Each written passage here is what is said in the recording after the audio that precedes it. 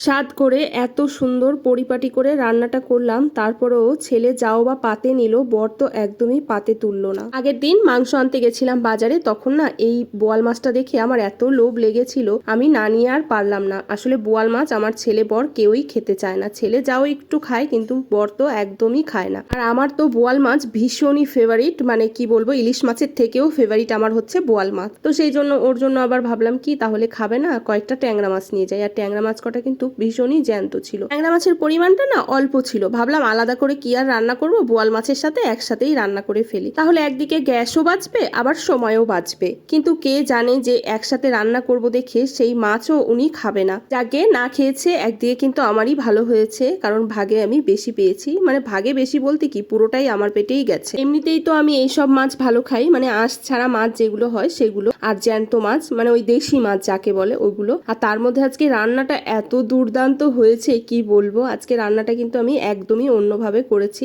তো প্রথমে মাছগুলোকে কিন্তু একদমই হালকা করে ভেজেছি, খুব একটা বেশি ভাজিনি। তারপর তেলের মধ্যে কালো জিরে ফোড়ন দিয়ে দিয়েছিলাম আলুগুলো ভাজা হয়ে গেলে দিয়ে দিয়েছিলাম বাটা মশলা। আর আজকে মশলাটা কিন্তু একদমই অন্যরকম, দিয়েছিলাম খানিকটা পরিমাণ কালো জিরে আর কয়েক কোয়া রসুন। কয়েক কোয়া বললে ভুল হবে, বেশ অনেকগুলো রসুনের কোয়াই কিন্তু দিয়েছিলাম কাঁচা লঙ্কা, আর দিয়েছিলাম হচ্ছে টমেটো। ওই পেস্টটাই কিন্তু আলুর সাথে দিয়ে ভালো করে কষিয়ে নিয়েছি। রান্নাটা কিন্তু বেশ ঝাল হয়, এত ভালো লাগে খেতে। আমার বাকি রেসিপিগুলো ট্রাই করো বা না করো, এই রেসিপিটা প্লিজ একবার ট্রাই করে দেখো, বিশ্বাস করো তোমরা কিন্তু নিরাশ হবে না, এত ভালো হয়েছিল খেতে কি বলবো।